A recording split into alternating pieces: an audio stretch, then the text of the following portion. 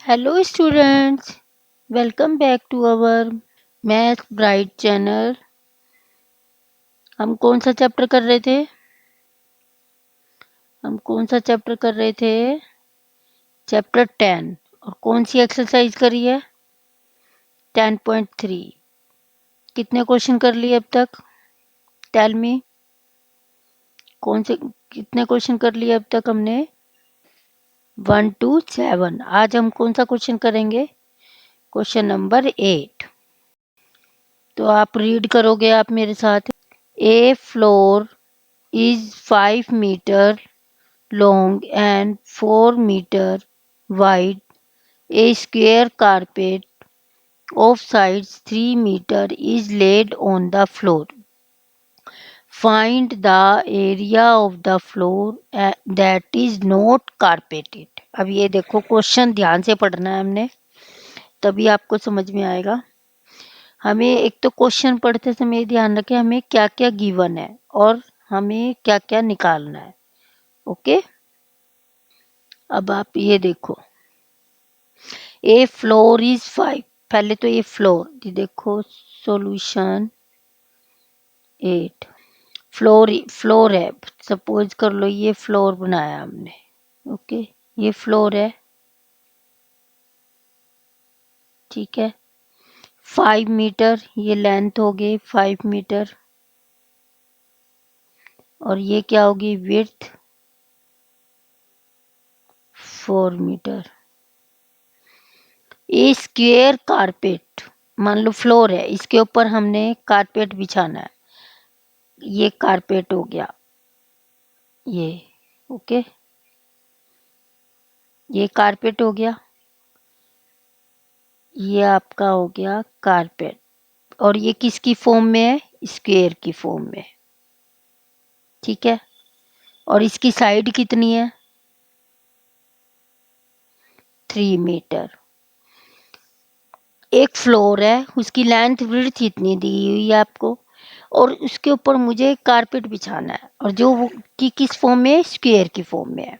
उसकी साइड कितनी है? 3 मीटर. ओके, तो अब हमें क्या करना है? Find the area of the floor. Floor का एरिया निकालना है दैट इज नॉट कारपेटेड. उस फ्लोर का एरिया निकालना है जितने हिस्से में कारपेट नहीं बिछाया हुआ है. तो हम क्या करेंगे? पहले तो फ्लोर का एरिया निकालेंगे, फिर उसके बाद कारपेट वाले का निकालेंगे.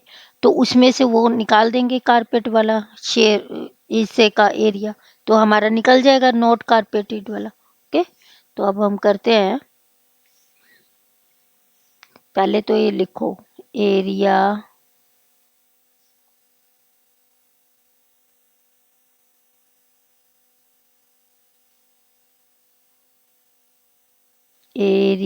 Of floor. पहले तो फ्लोर का निकाल लो आप. Length into width. Okay, length कितनी है? 5 मीटर. विड्थ इतनी है 4 मीटर. तो कितना हो जाएगा आपका? 20 स्क्वायर मीटर. ये एरिया हो गया फ्लोर का. अब हमें किसका निकालना है? कारपेट का. कारपेट किसकी फॉर्म में है? Area of square. ये इसलिए लिख रही हूँ जिससे कि आप ये ना पूछो मैम ये किसका है एरिया. कारपेट ये ध्यान रखना है स्क्वायर की फॉर्म में है या रेक्टेंगल, क्योंकि उसका अलग अलग रेक्टेंगल स्क्वायर के एरिया के फॉर्मूले अलग अलग होंगे ना. तो स्क्वायर का क्या फॉर्म होता है? Area side into side. Okay, ये मैं इसको हाईलाइट कर देती हूँ जिससे कि आपको ध्यान रहेगा.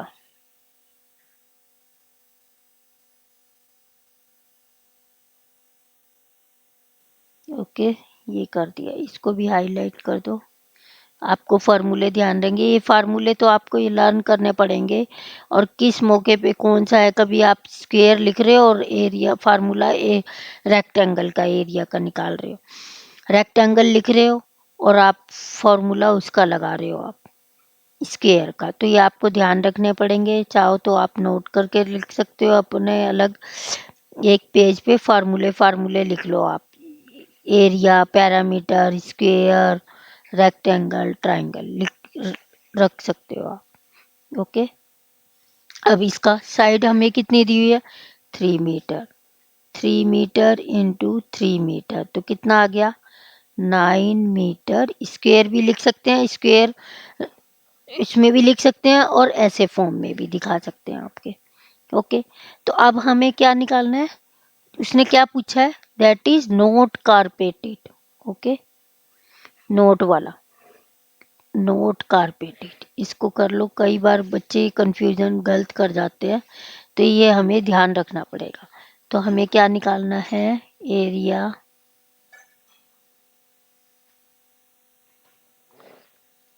एरिया ऑफ द फ्लोर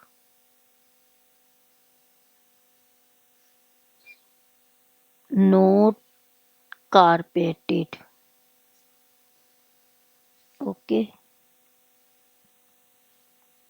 कैसे, 20 square metre minus 9 square metre.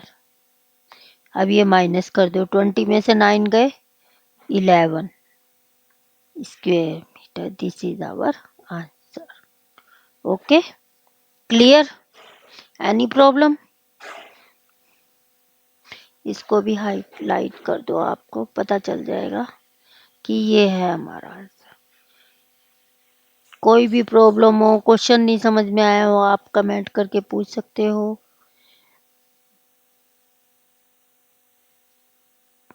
को वीडियो अच्छी लगी हो, क्वेश्चन समझ में आए हो, तो लाइक शेयर करें और सब्सक्राइब भी करें।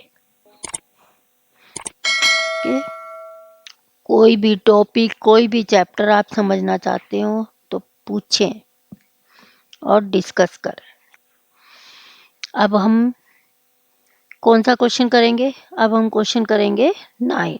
अब इसको रब कर देती हूँ मैं।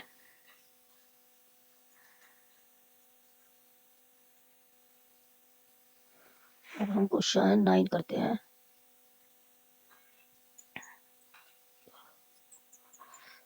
ये रब करके हो जाएगा अच्छी तरह।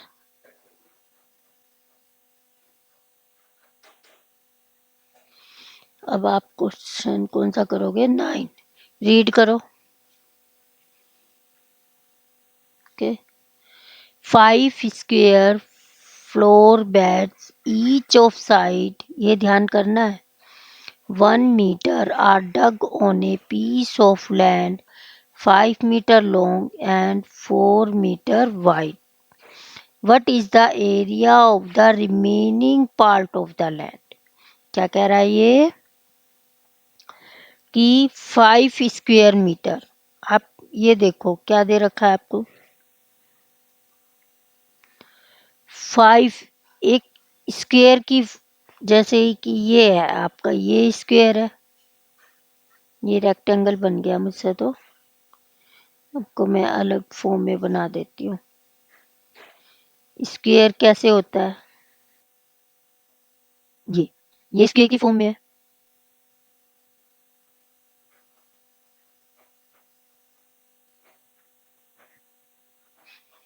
स्क्वायर फ्लोर बेड, ई मतलब इस तरह के, ये है स्क्वायर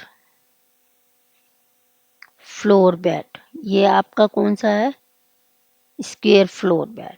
और हर एक की साइड कितनी है, 1 फ्लोर बेड साइड कितनी है, 1 metre. Okay, on a piece of land, मतलब ये इतना जो फ्लोर बेड है। अब आपकी ये लैंड है, जैसे ये लैंड दे रखी है आपको, ये आपका क्या है, लैंड। इसके ऊपर फ्लोर बेड बिछा रखा है। इसकी लेंथ कितनी हुई, 5 metre.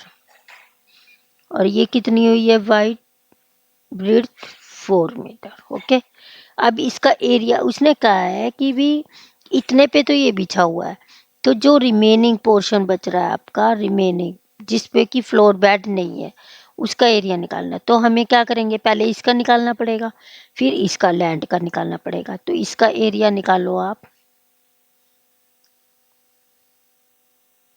Area of 5 floor bed. पहले 1 का कितना है, 1 मीटर है, तो 1 का एरिया कितना होगा, 1 इंटू 1 होता है 1 मीटर स्क्वायर। तो 5 का कितना होगा, 5 इंटू 1 मीटर स्क्वायर, तो कितना हो गया 5 मीटर स्क्वायर। ये इसका एरिया आ गया। अब हम इसका निकालेंगे लैंड का। एरिया ऑफ लैंड, लैंड किसकी फॉर्म में है, रेक्टेंगल की।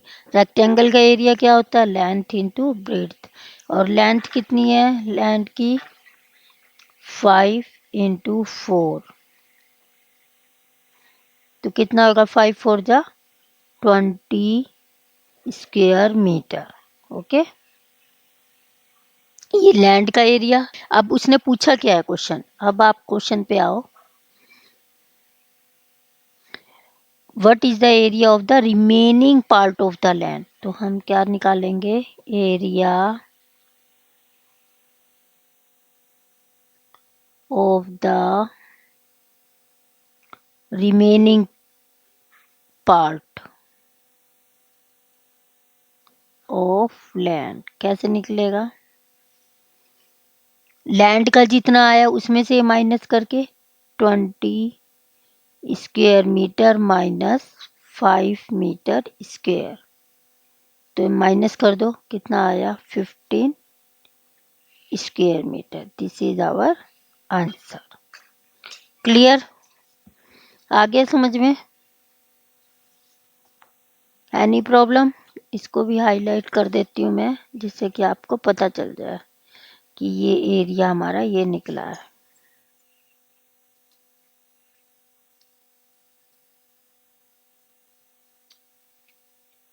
Clear, area of 5 floor bed, flower bed. अभी भी आपको कोई क्वेश्चन का डाउट हो, फॉर्मूले का डाउट हो, समझ में नहीं आया, तो आप कमेंट करके पूछ सकते हो। ओके, वीडियो को लाइक शेयर कमेंट करना ना भूलें।